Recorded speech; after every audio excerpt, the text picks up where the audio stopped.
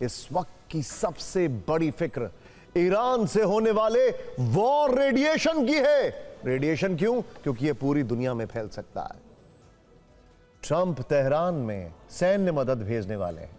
Khamenei ने मिसाइलों से जवाब देने की तैयारी कर ली है। पश्चिम एशिया हाई अलर्ट पर है और कभी भी जंग का हूटर बच सकता है। पहली बड़ी खबर आज फिक्र की शुरुआत उस खबर से जिसमें ईरानी अवाम का विद्रोह, खमनेई की ललकार और डोनाल्ड ट्रंप की चेतावनी है। आज की रात पश्चिम एशिया के लिए कयामत की रात होगी, या हो सकती है। ईरान ने अमेरिका की रेडलाइन पार कर दी है और अब ट्रंप की ओर से भीषण सैन्य कार्रवाई की जा सकती है। सूत्रों के मुताबिक अगले कुछ घंटों में ईरान पर कहर ढाया जा सकता है। ईरान ने भी वार्निंग दी है कि अमेरिका की छोटी सी गलत हरकत पर भी पश्चिम एशिया में उसके मिलिट्री बेस पर हमले होंगे। लेकिन इस सब से बेफिक्र डोनाल्ड ट्रंप का कहना है कि ईरान एक महान देश है, लेकिन उस पर एक राक्षस का राज है और इस लड़ाई में जीत मेरी होगी क्योंकि मुझे जीतना पसंद है। डोनाल्ड ट्रंप हैं ये। पश्चिम एशिया में हो रही हलचल पर पहले कुछ बड़े अपडेट नंबर 1, अमेरिका की तरफ से मिलिट्री एक्शन की आशंका के बीच ईरान ने अपने पड़ोसियों को धमकी दी है। इस वक्त की बड़ी खबर हम आपको दिखा रहे हैं, प्ले करिए यहां पर। यह बड़ी खबर, अमेरिका ने कुछ किया तो उसके देश में अमेरिकी मिलिट्री बेस पर हमले होंगे। यह बड़ी खबर। फिर कतर के अल उदैद एयरबेस से कई अमेरिकी सैनिकों को जाने को कहा गया है। सवाल है कि क्या ईरान सीधे अमेरिका की बेस पर हमला करने वाला है? IRGC कमांडर माजिद मुसावी ने भी अमेरिका को वार्निंग दी है, इस हमले के लिए तैयार रहें, कोई गलती मत करना। फिर इस बीच पेंटागन ने डोनाल्ड ट्रंप को बड़े मिलिट्री एक्शन का ड्राफ्ट सौंपा है, जिसकी फाइल वो खुद लेकर घूमते हुए दिखाई दिए हैं, यानी कि ट्रंप। सवाल है कि क्या अमेरिका ईरान के न्यूक्लियर और बैलिस्टिक मिसाइल्स के ठिकानों पर हमला करने वाला है? पेंटागन हाई अलर्ट पर है। अमेरिकी एयरबेस पर 24/7 मूवमेंट हो रहा है। नेवी के वॉरशिप्स पोजीशन ले चुके हैं। हर सेकंड के साथ तनाव बढ़ रहा है और पूरी दुनिया के मन में एक ही सवाल है कि क्या आज रात पश्चिम एशिया से महायुद्ध की शुरुआत होगी? यह एक एग्जैजरेशन नहीं है। खबर यह भी है कि ट्रंप को ईरान में टारगेट की लिस्ट सौंप दी गई है। ट्रंप तक ये file United against nuclear Iran नाम के एक संगठन ने पहुंचाई है। ईरान की इस हिट लिस्ट में वो ठिकाने बताए गए हैं जहां अटैक करने से ईरान को सबसे ज्यादा नुकसान होगा, यानी बहुत ज्यादा नुकसान होगा। अब यहां पर देखने वाली बात क्या है, देखिए इसमें टॉप पर है IRGC का थरल्ला हेडक्वार्टर। ध्यान से देखिए, थरल्ला हेडक्वार्टर क्यों है? इसे ईरानी सेना का नर्व सेंटर कहा जाता है। पुलिस फोर्स पर भी इसका पूरा ऑपरेशनल कंट्रोल है। दूसरे नंबर पर है द कुद्दस सब हेडक्वार्टर्स। देखिए जरा, अब जरा ध्यान से देखिएगा। ट्रंप को सौंपे गए डोजियर में दावा किया गया है कि नॉर्थ और नॉर्थ वेस्ट तेहरान में लोगों पर जुल्म के लिए जिम्मेदार है। इसके बाद ट्रंप की हिट लिस्ट में है द फात, द नसर और घादर सब हेडक्वार्टर। साउथ ईस्ट और सेंट्रल तेहरान पर इनका पूरा कंट्रोल है। इसके अलावा तेहरान में कई गुप्त ठिकाने भी टारगेट पर हैं। ट्रंप को सौंपे गए डोजियर में दावा किया गया है कि यहां से कट्टरता और मनोवैज्ञानिक ऑपरेशन होते हैं। इसके साथ ही ट्रंप के टारगेट पर 23 IRGC बासिज रीजनल बेस हैं। यह दरअसल तेहरान की 22 अलग अलग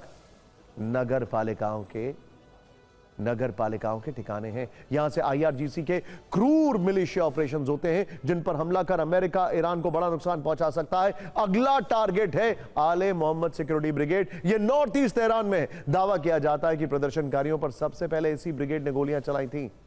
इसके साथ ही ट्रंप के टारगेट पर ईरान की अल जरा सिक्योरिटी ब्रिगेड भी है। डोजियर में कहा गया है कि यहां से भी लोगों पर जुल्म ढाए जाते हैं। ट्रंप इस डोजियर में दिए गए ऑपरेशंस पर विचार कर रहे हैं क्योंकि हर एक्शन का रिएक्शन भी होगा और पेंटागन इसी आकलन में लगा हुआ है।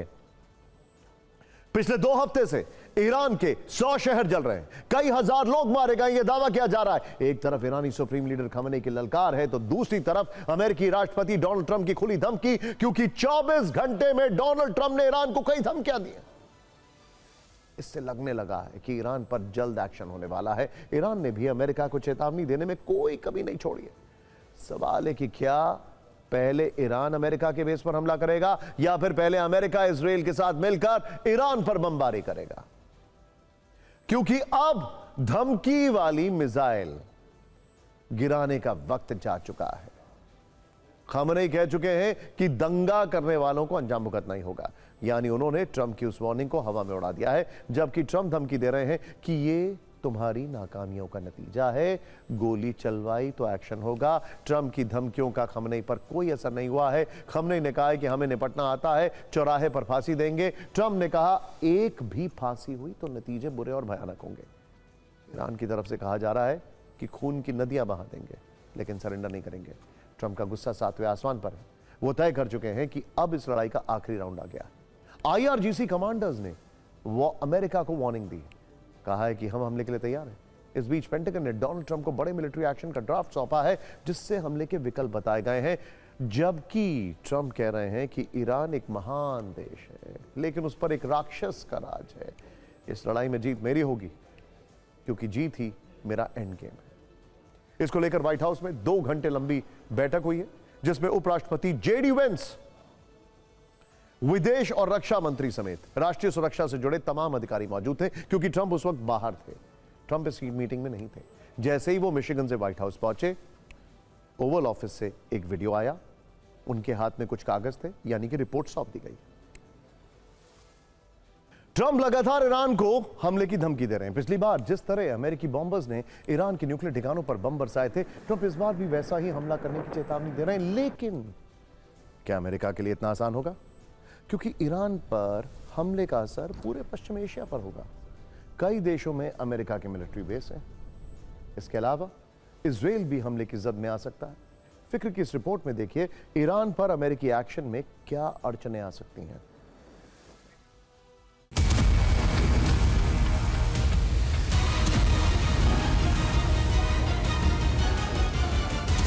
अमेरिका ने 3 जनवरी को वेनेजुएला पर हमला किया और महज 1 से 2 घंटे में वेनेजुएला के राष्ट्रपति निकोलस मादुरो और उनकी पत्नी को किडनैप कर अमेरिका ले आए।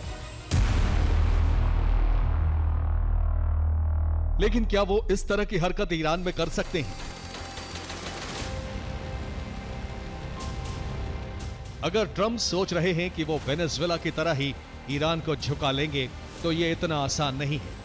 इसके पीछे है ईरान की वो ताकतें जो किसी भी अमेरिकी हमले को बेहद महंगा बना सकती हैं।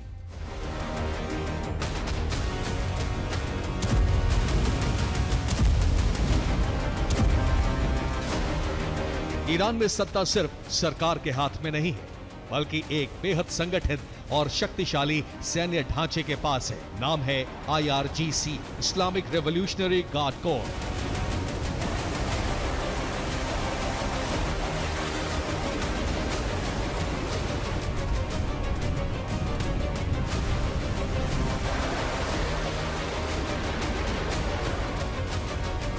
IRGC के पास 1.5 लाख से ज्यादा ट्रेन्ड जवान हैं, अलग कमांड स्ट्रक्चर, एयरफोर्स, नेवी, घातक मिसाइल यूनिट, साइबर आर्मी, पूरे देश में फैले सैन्य ठिकाने, underground base, mobile missile launcher.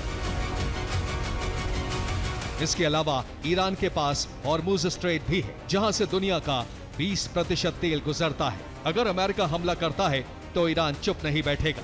जवाबी कार्रवाई में इजराइल और अमेरिकी सैन्य बेस ईरान के निशाने पर होंगे।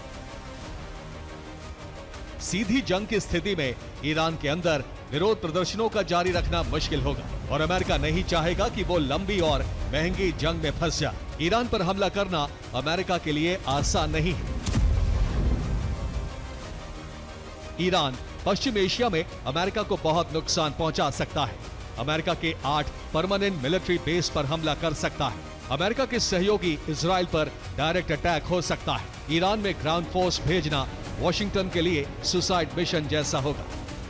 ऐसे में साफ है कि ईरान पर हमला सिर्फ सैन्य फैसला नहीं, बल्कि राजनीतिक, आर्थिक और रणनीतिक जोखिमों से भरा कदम है। यही वजह है कि धमकियों के बावजूद अमेरिका आज भी सीधी जंग से हिचक रहा है। Bureau report, TV9, Bharatvarsh.